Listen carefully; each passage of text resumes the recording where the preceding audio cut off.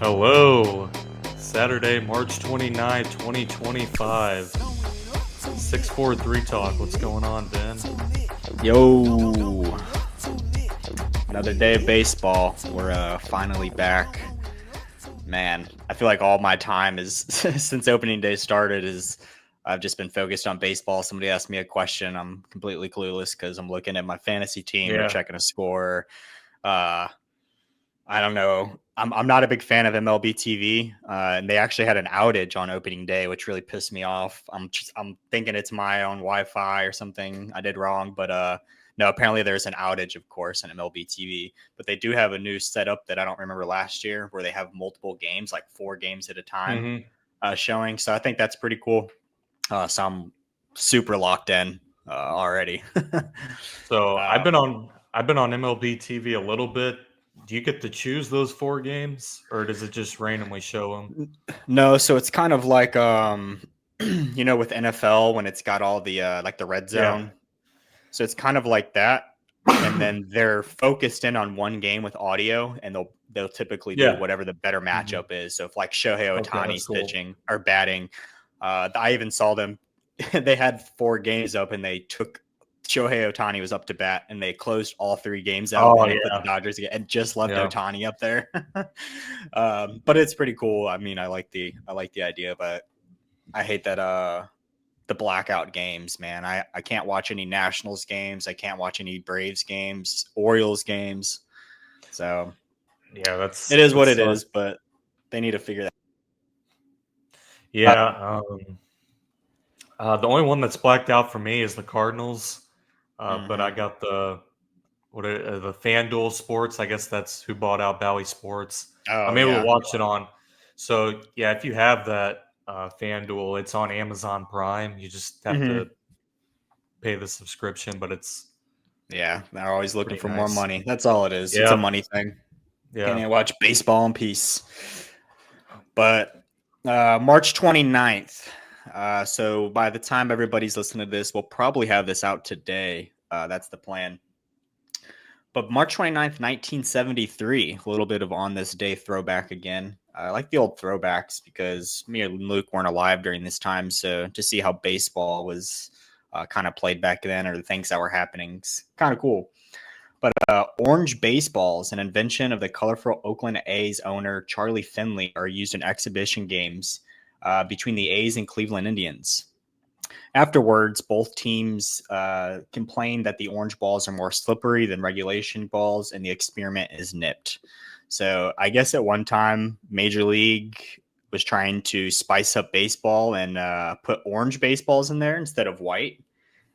Never heard that. It was called the Orange Baseball Alert or Orange Alert. They referred it to. But that's kind of interesting. Did you ever hear anything about that before? No, never. Pretty interesting. It was a failed experiment. It's nothing like the ABS system or anything like that, I guess, because it Mhm. didn't last long apparently. So kind of interesting. I don't think we'll see anything like that pop up anytime soon. No. um, but now that opening day has came and gone, I'm gonna go ahead and read off those opening day winners because that's always the whole season off the first day of baseball. I know for some fantasy players out there, like my first day wasn't that great, and I don't. I mean, it's the first time they're out there hitting and pitching, but it's like, damn, my season's over. But it's not. We still have a lot of baseball to play. So the Cardinals Twins game, Cardinals went ahead and took that one. Our Cardinals 5-3. Yankees Brewers. Yankees took that game. That was a pretty fun one to watch. Austin Wells leading off, hitting a home run. That was pretty cool. Joe Buck's pop fly call for Volpe's home run.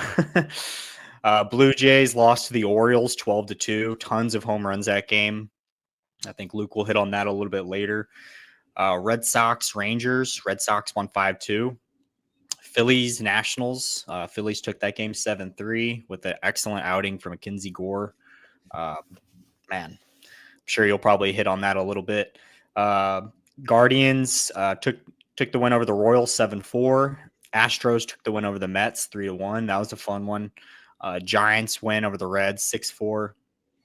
Braves lose to the Padres 7-4.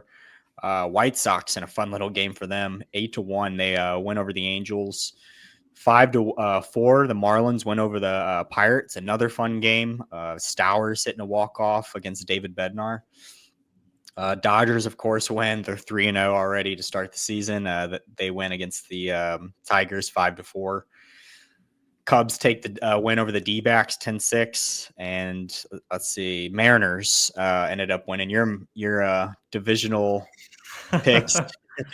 picks. And so they're on a roll. Yep. Start. They win 4-2 that game. And I'll go ahead and read yesterday's games as well. Yep. Because it was the Rockies and Rays opening day for them, where the Rays ended up winning that one 3-2.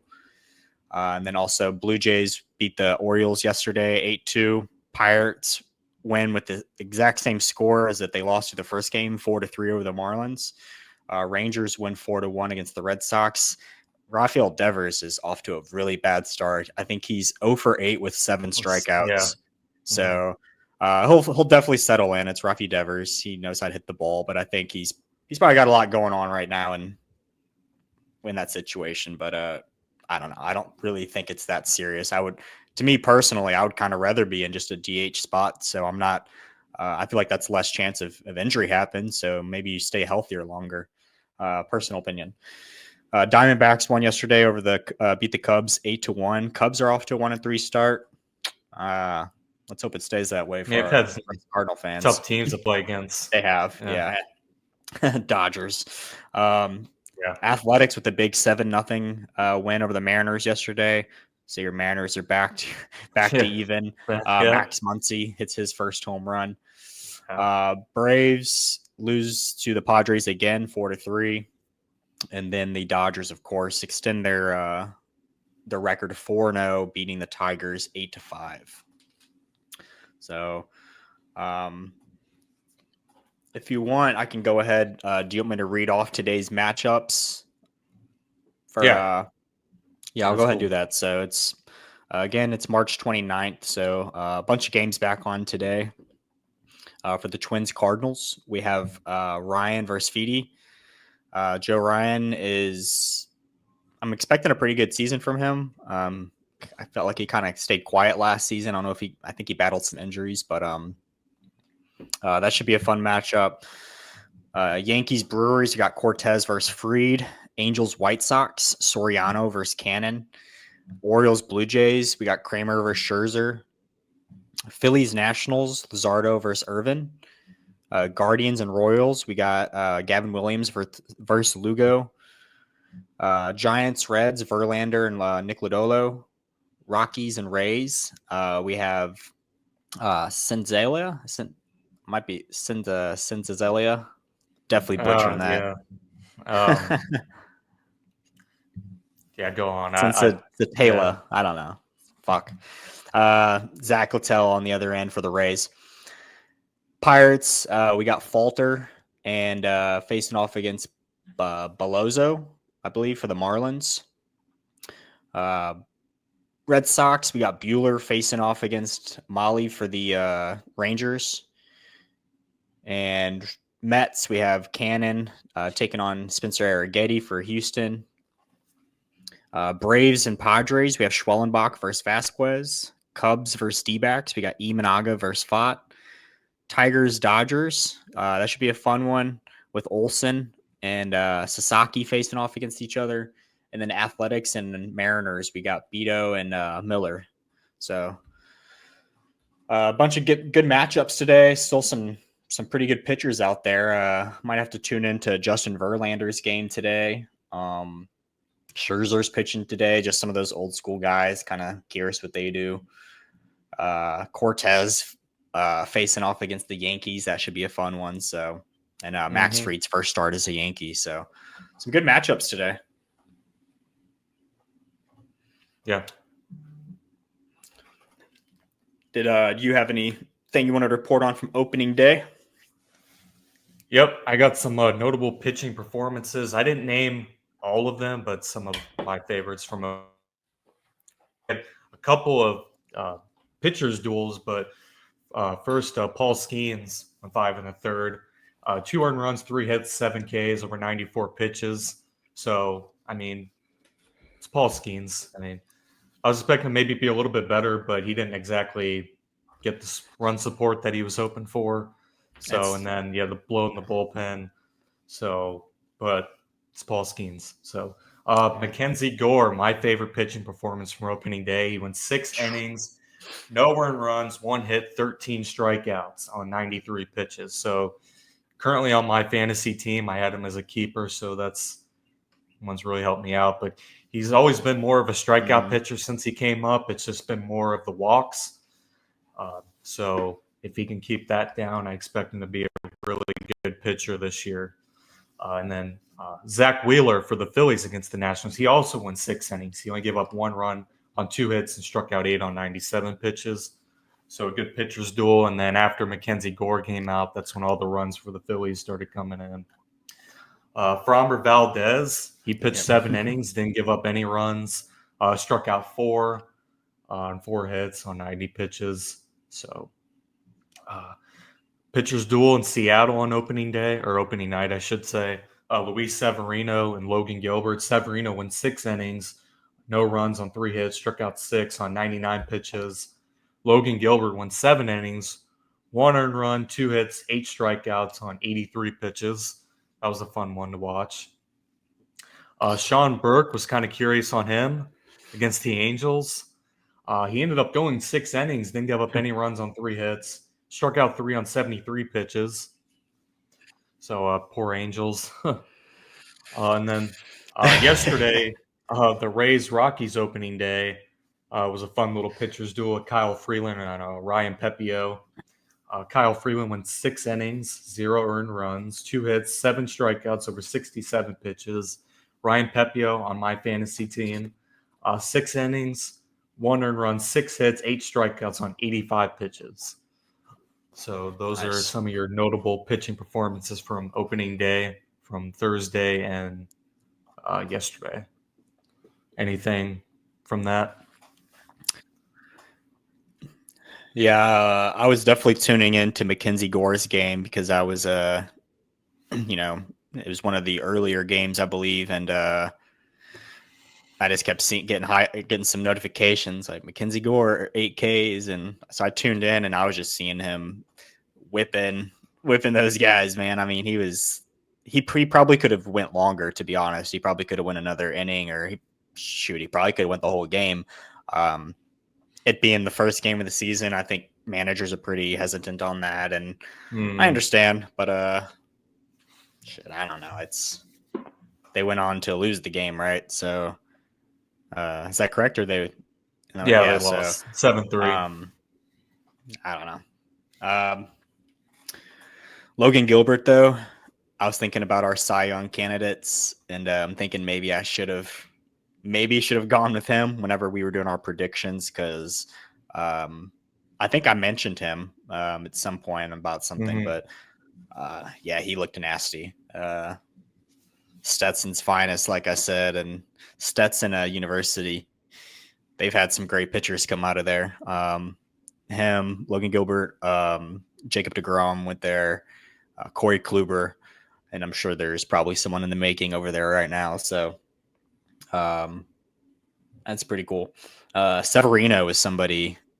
He looked fired up over there at the A's, and A's are. I think they're going to be one of the funner teams to watch. I've said that about some shitty teams this year. I said that about Marlins and Angels, and I only say that because they did make more moves than most teams last season. They made more than our Cardinals, and more than the Padres. They made a lot of moves. They're still going to be probably in last place, but I don't think the Athletics will finish in last. I don't know. I think they're going to give some teams, like we said, a run for their money. Yeah.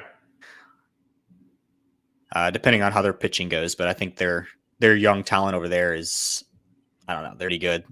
Tyler Soderstrom, he's somebody I may pick up in fantasy. I'm thinking about it. He looks fun. He does have a little bit of a strikeout issue. He did in the minors, but if you look at his minors stats, they're really unbelievable. Minus the strikeout issue. which he's a power hitter, so it comes with it most of the time. And he was a first rounder too, so his talent has always been there. And who else was I going to touch on? I was going to say something about Sean Burke, but he was a good outing for his first day with the White Sox. It's unfortunate he plays with the White Sox, but I will talk about the White Sox here in a little bit because I went to their opening day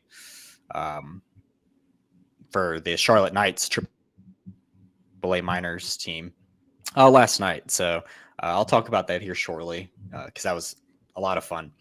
But falling back on Paul Skeens, that's who I wanted to talk about. Man, it's going to be like that all season long, I feel like, with them. We talked about a few episodes ago about, he came out and with kind of like a, hey, this is how I feel about the team, the city, and I'm not here just to pitch.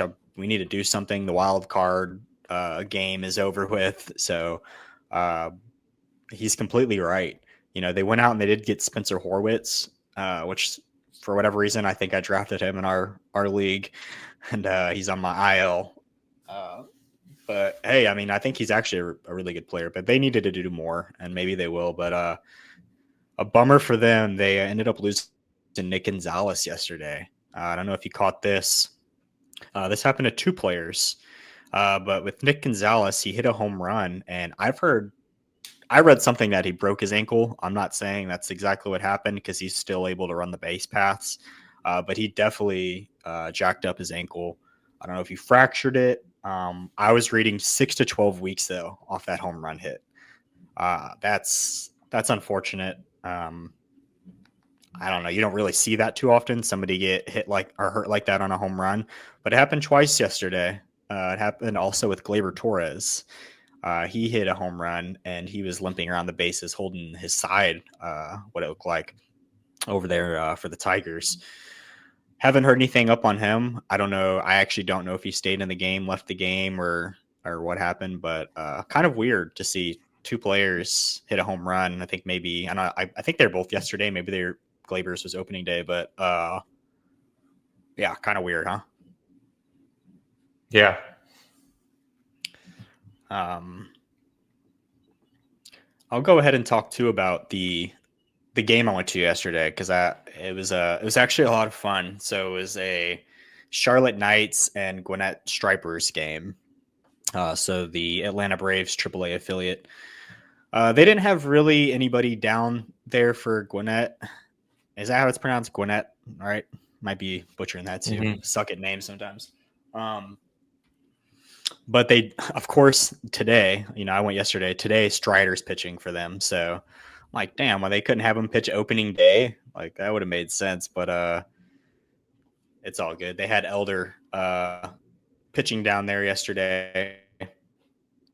And a few highlights from the game.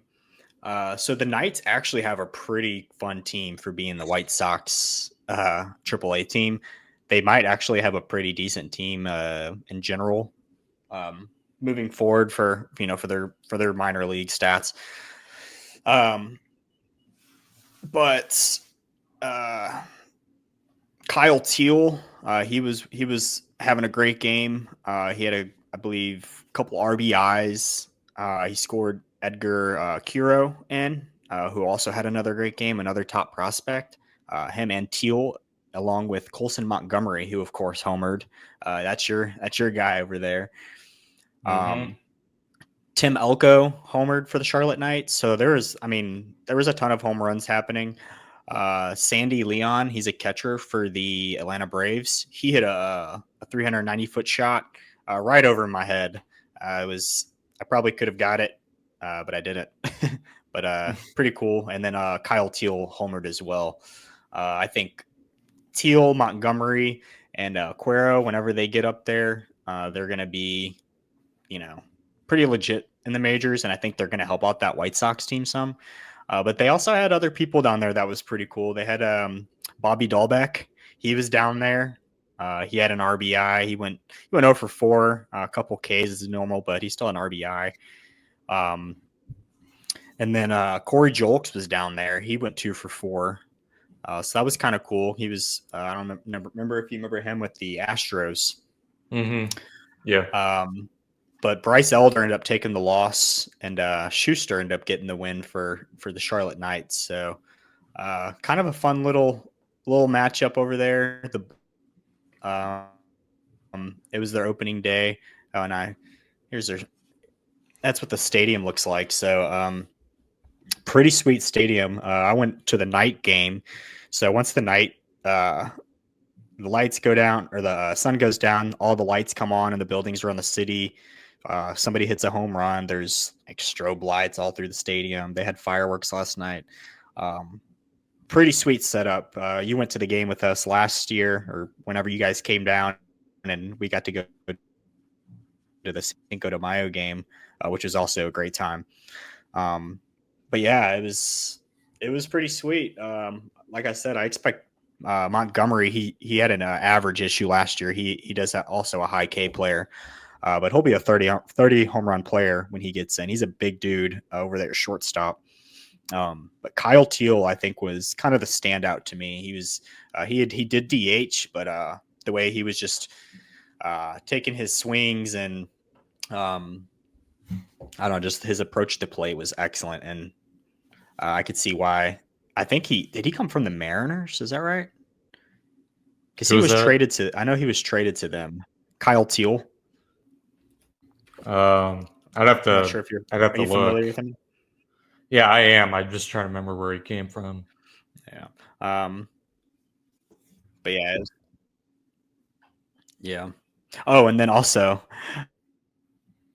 another highlight of the game. Jesse Chavez came in there to pitch. He'll be up with the Braves before too long. That's cool. Yeah, it looks like he was. I guess he was with the Red Sox. Kyle Teel was, because Portland and Worcester, however it's pronounced. So,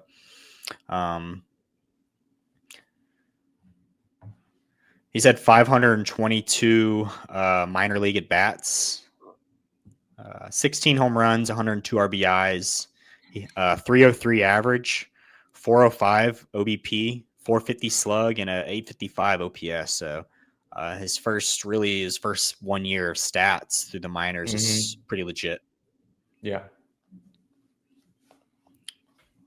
And then, of course, I had to get you another Raleigh towel, and that's what I was swinging around at the beginning. So Yeah. I got you a Raleigh towel right here. Awesome. It's upside down, but it's called the Battle Towel for the Knights. There we go. Love it. Thank you. Yeah, of course. But what else do you have for us, Luke? Yeah, I just kind of a couple of more opening day highlights. Multiple home run game performances, specifically from opening day and last night. You kind of touched on one. Tyler Soderstrom had a 2 home run game. Mm-hmm. On opening day, both Adley Rutschman and Cedric Mullins both hit 2 home runs for the Orioles. Wilyer Abreu hit 2 home runs for the Red Sox on opening day. Last night, Jonah Heim, 2 for the Rangers. Mookie Betts hit 2 in both late innings. One of them a 3-run walk-off home run. That was a crazy game. And then Eugenio Suarez for the Diamondbacks, he hit 1 on opening day, and then he hit 2 last night on the Cubs. So he's gotten off to a hot start. Yeah. And then also Tyler O'Neill extends his opening day home run streak to 6. Your guy in fantasy right now. 2020 was the first opening day home run. He's hit 1 every year on opening day since. So it's a crazy opening day record to have. It really is. And I don't have it in front of me. Man, I do have it in front of me. So Tyler O'Neill also, he holds his own status for that. No one's ever done that before. I expect to see 7 next year. I don't think it's going to stop as long as he's playing on opening day. But most home runs on opening day. This is the list. with 8 home runs, and this isn't consecutive either. This isn't in a row. This Yeah. is just in general. But 8 home runs. There's 3 people, and it's Ken Griffey Jr., Adam Dunn, and Frank Robinson. With 7 home runs, it's Eddie Matthews, Willie Mays, Babe Ruth. 6 home runs is Barry Bonds, Gary Carter, Brooks Robinson, and Richie Hebner. And now Tyler O'Neill is able to join that list, which is pretty cool. But I still think doing it consecutively is even cooler. And he's in his own world with that. And to do it in Toronto too, his home country of Canada is probably really special for him. So, I'm happy to have him on opening day on my fantasy team, and I'm hoping that carries on through the rest of the season. Yeah, and then another highlight. This was yesterday from the Rays and Rockies home opener. 27-year-old rookie Cameron Meisner hit a walk-off home run in the first major league game at Steinbrenner Field. I think I'm saying that right. Yeah. So he actually became the first player in Major League history to hit his first big league home run for a walk-off on opening day. So a little bit of an ESPN stat for you. Mm-hmm. But yeah, it's pretty cool. So yeah, expect a lot of home runs in that ballpark too. Oh yeah. I always for some reason I always call it Steinberg or something, but yeah, Steinbrenner. It's the owner's name, which the fans do not care for, by the way. Got a lot of family down there and friends in Tampa, and none of them are happy about the situation. Nobody wants to lose your sports team. They do have the fans. There's definitely sports fans down there, and a lot of people become Rays fans. So many people move to Florida, move to that area. A lot of people go into the Bucks games, the Rays games, and become big fans and baseball fans too because of all the spring training. But no, that's a huge highlight for him, and he might be some fantasy value here soon. Another guy that kind of went off, kind of throwing it away over to the Tigers is Dylan Dingler. Yep. Yeah, I like his name, but I don't know exactly what his stats are so far, but I've just been seeing him highlight after highlight. So, last night he hit a 2-run triple late in the game. I don't remember what inning, but it was late in the game. I want to say the Tigers took the lead. I want to say it was the 10th inning, but I could be wrong on that. Yeah, I know he had a 2-run triple late in the game last night. Yeah, and he's a catcher, I believe, too. I don't know if they have him playing anywhere else. I guess he's got 5 at bats. He does have a home run already this season as well, 3 RBIs, and I mean average and OPS don't mean too much right now, but 400 and average 1.8 OPS for his first 5 at bats. So it's off to a good start. He doesn't have really great career stats, but he only has 89 at bats, 84 of them coming last season. So kind of an interesting player. Haven't really heard too much.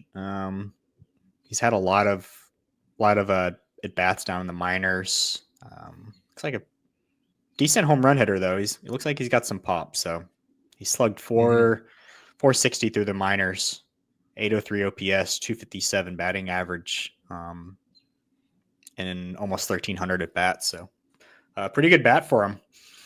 Yeah. I wanted to bring up too Nicky Lopez coming up and pitching for the Angels against his former White Sox team when they were just getting destroyed. But on opening day, to bring out a pitcher or to bring out a position player and throw him in, that's weird. That's just bad baseball to me. I'm sorry. I don't know.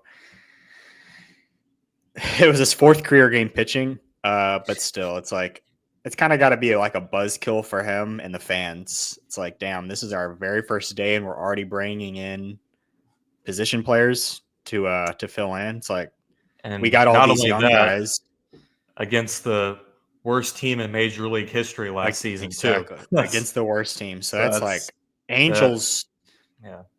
They might have the worst team. I mean, like I said, they made a lot of moves. Not saying they made great moves this offseason, but they did make moves. They got Kikuchi, uh, Jorge Soler, Tim Anderson. Tim Anderson, batting leadoff for him. They dropped Mickey Moniak, who recently was picked up by the Rockies, which is good for him.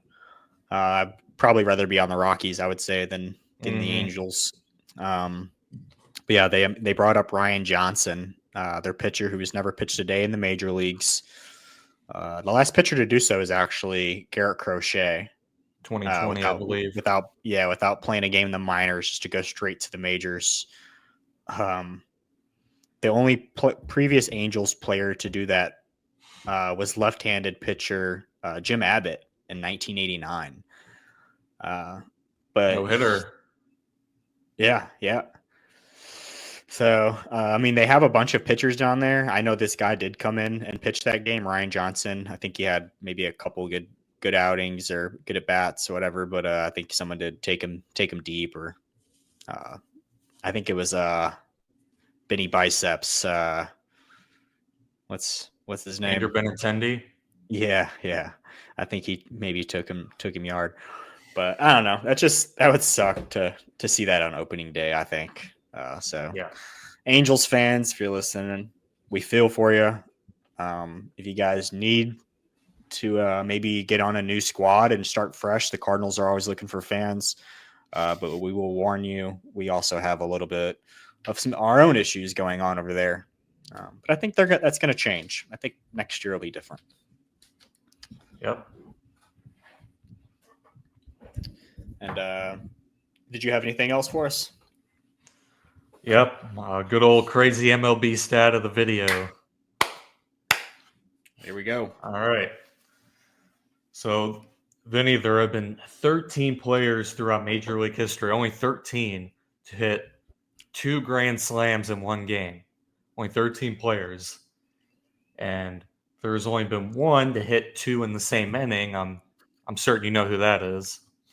Yeah, I do. But many people probably don't. Yeah. So Fernando Tatis Sr. Back in 1999 against the Dodgers hit 2 home runs or 2 grand slams, both in the same inning, both off the same pitcher. So he's the only player to hit 2 grand slams in one inning. But do you know who's the only player to hit 2 grand slams in one game from both sides of the plate? Give me what year are they playing right now? Or is it? I'll give you a hint. It was 2003, and I'll give you one more hint just because I'm not sure if you'll be able to guess the player, but it's the Red Sox.